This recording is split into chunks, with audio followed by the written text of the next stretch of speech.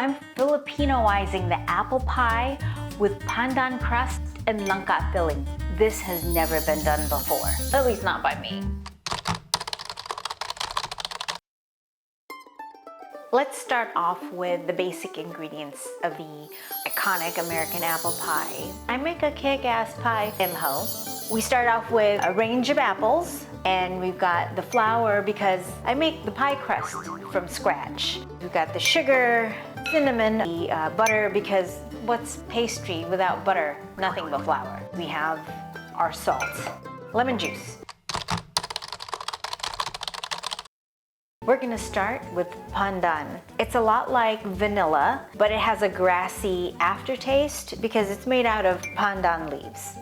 We're going to take the lemon, which is this sour taste, and we're going to add the more citrusy calamansi, which is more of the orange notes to it. It is tiny but mighty, much like myself. Then we're going to replace this sugar with light brown sugar and coconut palm sugar. Add some vanilla. I tried to get a Filipino liqueur, but I couldn't procure it in time to make it for this video. I'm gonna use Kentucky straight bourbon, which is a favorite of my hubby, which will pair, I think, really well with the vanilla. I'm also going to add nutmeg and ground ginger.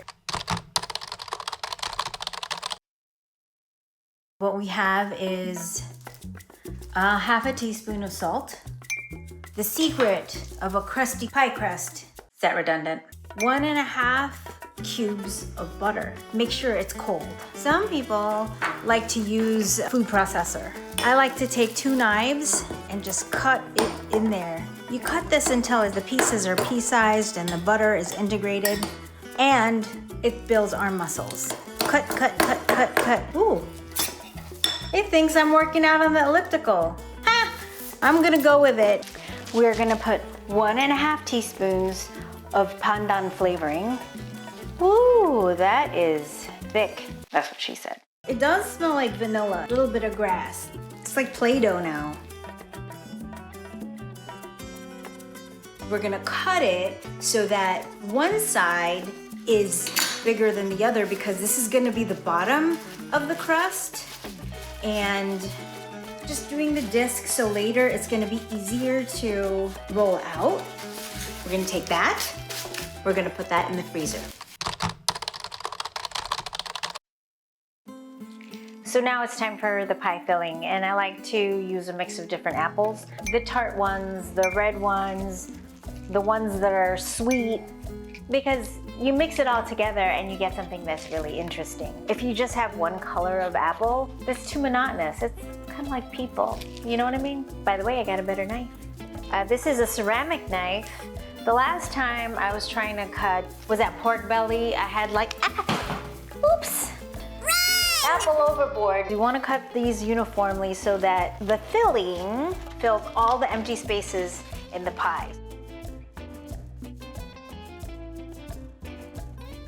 A little bit of calamansi so it doesn't brown. My knife, I had a different video that I did and I was cutting pork belly where it was like I had a rubber knife. You should watch that video. It's my dinuguan video. This knife is a ceramic knife. It's not one of those cool stainless steel bladed knives like all the chefs have. This one is just so much sharper than all of my other knives. You can't really sharpen these at home. You can go to a professional.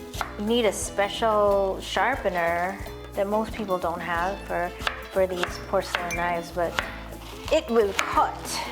And now we are going to add the langka. This is really interesting. Look, it's beautiful. I think I read somewhere like they can reach up to 80 pounds. I don't know, don't quote me because I forget, but it's like a huge fruit. It really is like a mix of banana mixed with pineapple, mango texture. I'm just cutting this so that it fits really nicely in between the spaces of the apple. And then we are going to add a 1/3 cup of brown sugar. We're gonna let this macerate, letting the juices come out of fruit as you let it percolate in with the sugars. So we're gonna put this to the side for 30 minutes. We're gonna take that liquid and we're going to put it in here in this pan. The calamansi and the bourbon. So now you see there's the calamansi in here. We basically don't want a runny pie, just so that it's not so runny. I cooked it over the stove and I poured it in. A third cup of flour. We're gonna mix it around. Just a pinch of salt. This is cinnamon, this is nutmeg, and this is ginger. 1/2 teaspoon of vanilla. The vanilla is supposed to make the bourbon really shine. We're going to par bake this crust because the filling that I have is just a little bit, it's more juicy with the addition of the langka. We are now ready to roll my green dough. And we have the oven going for 400 degrees. This is Aunt Thelma. Laid out some plastic wrap just so that the table doesn't get all buttery and gunky. Earlier, I said I put it in the freezer, and then halfway through that, I decided I don't want it in the freezer because then that is gonna be way too hard to roll it. It smells like a sweet rain on grass. Okay, yeah, I think, okay, all right. Ooh, I think I did that too much now. Oopsie, oopsie. Oh boy, this is not, oh boy, oh boy, oh boy. See, look at that. We're, disaster. It's not a disaster. What? No disaster here. It's okay, it's okay. We're gonna make it work, God. I should have flipped it and then done what I did with it in here, but whatever. We're gonna patch it. We're gonna freeze it and it's all gonna be good.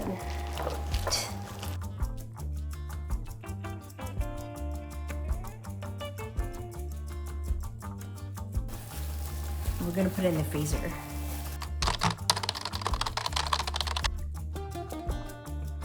Here's that green pie.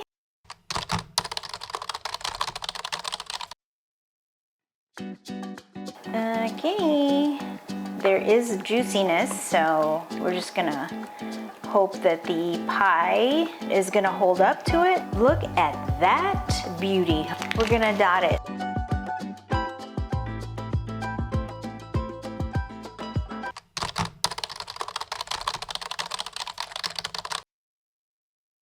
Look at that.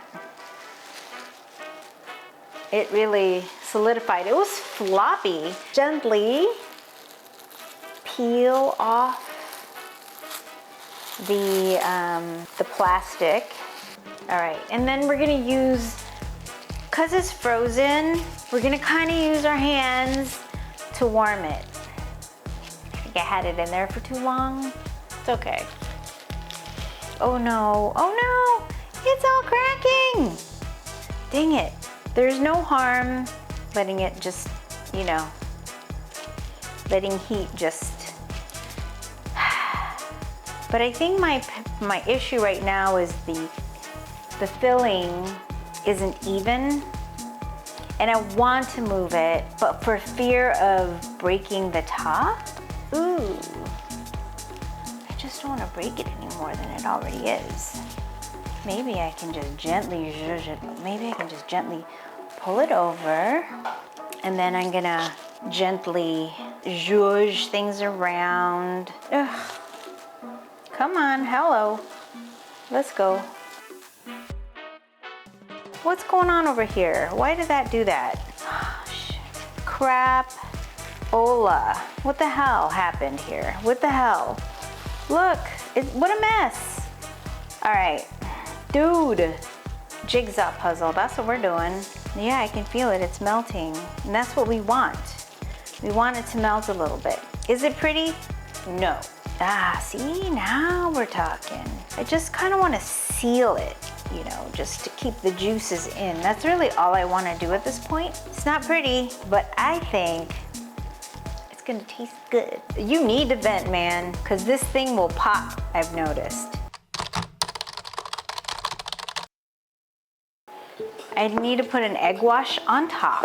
It's 1 whole egg with a tablespoon of milk. And it's gonna give us the shiny gloss on top, make it a little prettier. Put this sugar on top. You can't go wrong with too much sugar on top, so maybe make it look prettier. And in it goes.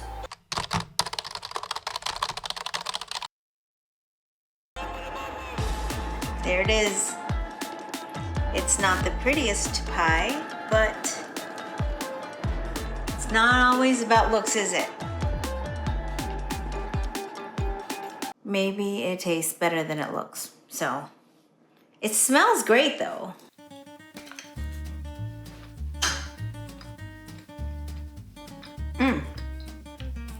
Delicious. I'm gonna give this an 8 out of 10, mainly because it's hard to say. I didn't give it time to kind of meld all the flavors together. But the only reason I didn't give it a 10 is because I couldn't identify some of those spices. I feel like the flavor profile is just a little bit like I can't identify things. That again, it could just be because it's still warm, it needs to cool down, and it might need maybe a little bit of ice cream pop to kind of help bring that flavor over. But in and of itself, by itself, ugly but delicious. Whether it's Thanksgiving, Christmas, or just a Tuesday, this pie works for any occasion. If you're brave enough to bring Filipino fusion to your family gatherings, subscribe for more cultural chaos. Let me know in the comments what I should Filipinoize next.